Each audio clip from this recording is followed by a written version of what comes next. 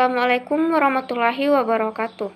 Perkenalkan, nama saya Wulan Andriani, mahasiswi dari program studi Sarjana Terapan Kebidanan Universitas Megabona Palopo angkatan 2018. Jadi dalam video kali ini saya akan menjelaskan tentang penyelamatan ibu hamil dalam situasi darurat bencana, yang dimana video ini saya buat untuk memenuhi tugas ujian akhir semester saya dalam mata kuliah tanggap darurat bencana yang dibawakan oleh Ibu Susianti SST MKEP. Penanganan perempuan korban bencana sangat membutuhkan perlakuan khusus.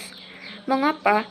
Karena perempuan memiliki kondisi khusus pula, termasuk pentingnya antisipasi penyediaan layanan dan memberikan pelayanan khusus bagi ibu hamil dan juga menyusui.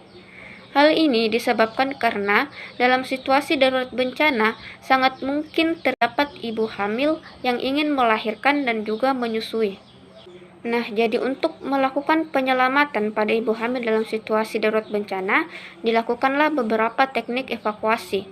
Nah, untuk melakukan evakuasi pada ibu hamil, teknik yang dilakukan itu harus benar-benar tepat dan juga aman bagi ibu hamil dan juga calon bayinya. Nah, jadi untuk yang selanjutnya, saya akan menjelaskan beberapa teknik evakuasi dalam situasi darurat bencana secara umum. Jadi, teknik evakuasi yang pertama itu adalah firefighter's carry. Nah, teknik evakuasi ini dilakukan dengan satu penolong atau biasa disebut dengan teknik rappelling. Namun, teknik ini dilakukan saat sudah dipastikan bahwa korban tidak mengalami patah tulang punggung, karena hal ini dapat memperparah keadaan korban.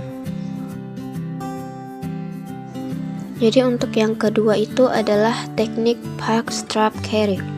Nah, teknik ini digunakan ketika firefighter's carry tidak aman digunakan. Jadi misalnya tadi korbannya itu mengalami patah tulang punggung, maka otomatis teknik firefighters tidak digunakan. Maka selanjutnya yang digunakan itu adalah teknik backstrap carry. Nah, metode ini itu lebih disarankan untuk jarak jauh daripada cradle carry dan dapat dilakukan pada korban yang tidak sadar. Kemudian yang selanjutnya itu adalah teknik chairlift. Jadi teknik chairlift ini merupakan mobilisasi dengan kursi. Bisa digunakan untuk korban yang sadar maupun tidak sadar, dan juga tanpa cedera kepala atau spinal. Nah, metode ini bagus untuk mobilisasi korban melalui tangga, turunan, atau naikan dengan dua penolong. Kemudian teknik evakuasi yang keempat itu adalah two handset carry. Jadi metode ini digunakan untuk mobilisasi jarak jauh. Korban dapat sadar maupun tidak sadar, tetapi korban tidak dapat berjalan atau menopang tubuh bagian atas. Selanjutnya itu adalah teknik hammock carry. Jadi metode ini bisa digunakan oleh 3 penolong atau lebih, dengan anggota yang paling kuat itu berada di sisi dengan jumlah penolong yang paling sedikit. Ini jika jumlahnya ganjil. Jadi misalnya penolongnya itu ada 3, maka misalnya di sebelah kanan itu ada 2 orang, otomatis di sebelah kiri itu 1 orang. Nah, yang 1 orang ini adalah anggota yang dianggap paling kuat. Lalu yang terakhir itu ada teknik leg roll. Jadi pada kasus cedera spinal digunakan teknik leg roll ini dengan tujuan memindahkan korban tanpa menggerakkan vertebra, atau istilah lainnya itu adalah inline immobilization. Jadi posisi leher dan batang badan itu harus segaris. Lalu amankan leher dengan neck collar atau yang sejenis. Jika tidak tersedia maka dapat diamankan dengan dipegang. Nah, selain untuk mempermudah proses memindahkan korban ke alat, karena kan alat yang menyesuaikan posisi korban. Nah, leg roll juga dapat digunakan untuk memeriksa bagian bawah tubuh korban. Jadi, teknik evakuasi leg roll ini minimal dilakukan oleh 3 penolong. Jadi, untuk korban umum, biasanya dievakuasi dalam posisi berbaring, karena posisi ini dapat membantu untuk monitor dan kontrol jalan nafas.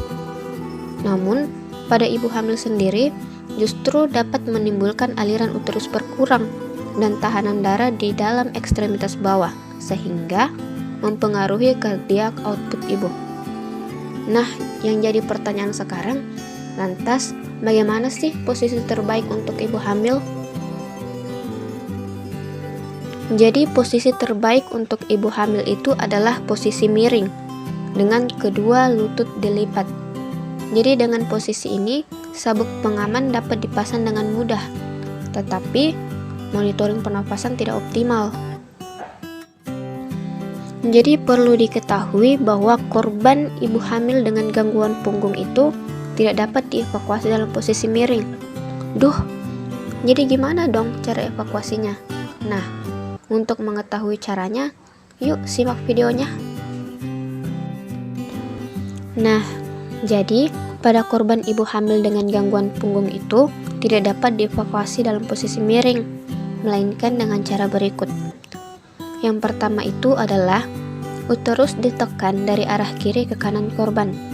Walaupun tindakan ini efektif untuk memulihkan aliran darah jantungnya normal bagi korban maupun janin, tetapi tindakan ini memerlukan lebih dari satu orang penolong untuk menjaga uterus tetap di sisi kanan korban. Kemudian yang kedua itu adalah letakkan bantal kecil, selimut atau handuk pada pinggang kiri korban. Lalu elevasi setinggi 4 inci untuk mengurangi tekanan uterus pada vena cava inferior. Nah, selanjutnya ada beberapa tambahan pengetahuan untuk teman-teman semua.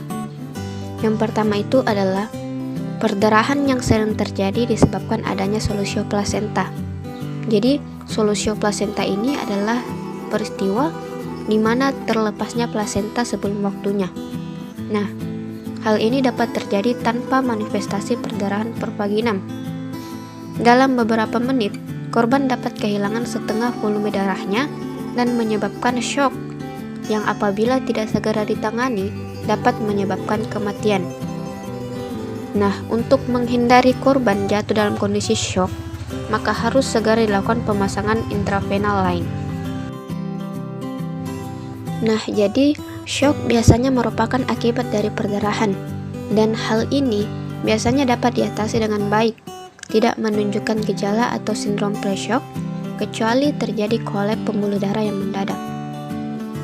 Lalu DIC atau Disseminate Intravascular Coagulation atau koagulasi intravaskular disseminata biasanya terjadi pada ibu hamil dengan preeklamsi berat, sindrom HELLP, dan perdarahan interpartum. Nah, hal ini dapat muncul tiba-tiba dan dapat mengakibatkan kematian. Kemudian, peningkatan tekanan darah ringan pada wanita hamil atau preeklamsi dapat berubah dengan cepat menjadi preeklamsia berat dan bahkan eklamsi atau kejang. Nah, wanita hamil dengan preeklamsi yang akan dievakuasi harus dilakukan pengawasan terhadap kenaikan tekanan darah dan tersedia obat serta alat penanganan eklamsi. Untuk tutorial cara melakukan 6 teknik evakuasi yang telah dijelaskan, maka dapat dilihat pada link di kolom deskripsi ya teman-teman. Jadi itulah tadi beberapa penjelasan mengenai teknik evakuasi pada ibu hamil dalam situasi darurat bencana dari saya. Mudah-mudahan dapat memberikan manfaat bagi teman-teman semua, dan mohon maaf apabila terdapat kesalahan ataupun juga kekurangan dari video ini. Akhir kata saya ucapkan wabillahi taufiq wal hidayah. Wassalamualaikum warahmatullahi wabarakatuh.